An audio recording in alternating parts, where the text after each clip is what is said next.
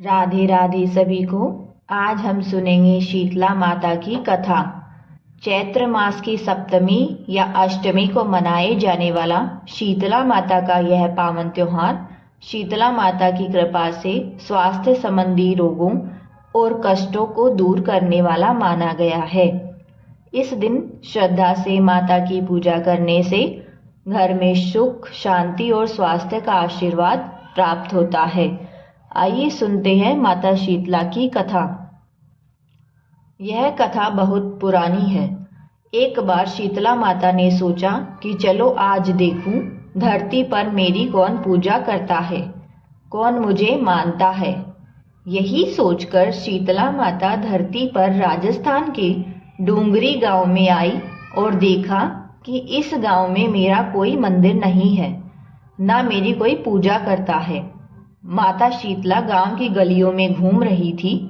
तभी एक मकान के ऊपर से किसी ने उबलता हुआ चावल का मांड नीचे फेंका। वह उबलता हुआ मांड माता सीता के ऊपर जा गिरा, जिससे शीतला माता के शरीर में फफोले पड़ गए। शीतला माता के पूरे शरीर में जलन होने लगी।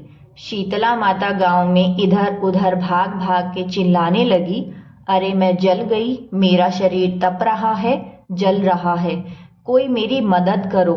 लेकिन उस गांव में किसी ने शीतला माता की मदद नहीं करी। वहीं अपने घर के बाहर एक कुम्हारिन महिला बैठी थी।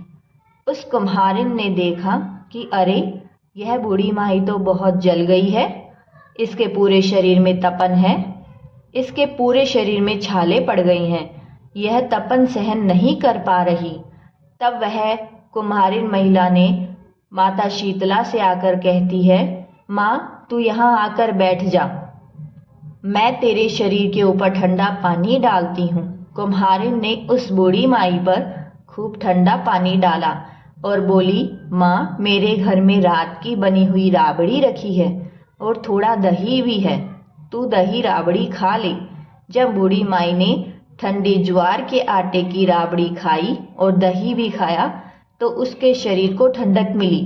तब उस कुम्हारिन ने कहा, माँ बैठ जा, मैं तेरे सिर के बाल जो बिखरे हैं उनकी चोटी कर देती हूँ। तब कुम्हारिन माई की चोटी गूंथने के लिए कंघी लाई और बालों में करती रही।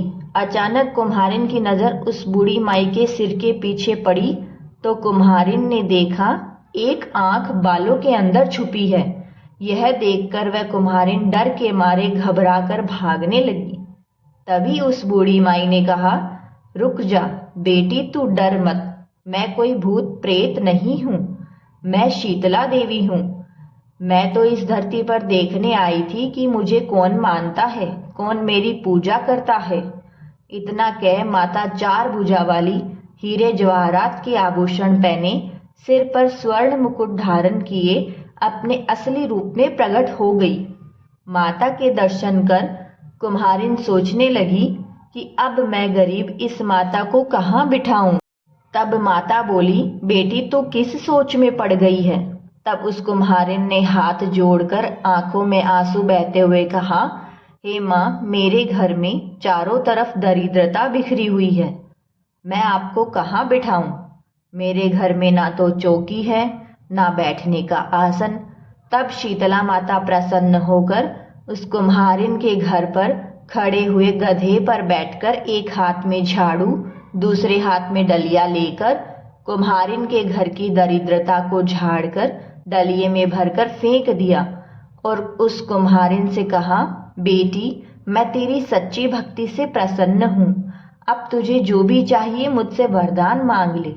तब कुम्हारिन ने हाथ जोड़कर कहा, माता मेरी इच्छा है अब आप इसी डूंगरी गांव में स्थापित होकर यहीं रहो और जिस प्रकार आपने मेरे घर की दरिद्रता को अपनी झाड़ू से साफ कर दूर किया है, ऐसे ही आपको जो भी होली के बाद सप्तमी को भक्ति भाव से पूजा कर आपको ठंडा जल, दही व बासी ठंडा भोजन चढ़ाए, उसके घर की दरिद्रता को आप साफ करना और आपकी पूजा करने वाली नारी जाति महिला का सुहाग अखंड रखना, उसकी गोद हमेशा भरी रखना।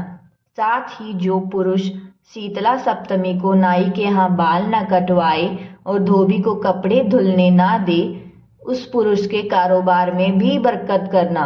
और जो पुरुष आप पर ठंडा जल चढ़ाकर, नारियल फूल चढ़ाकर परिवार सहित ठंडा बासी भोजन करे, उसके काम धंधे व्यापार में कभी दरिद्रता न आए।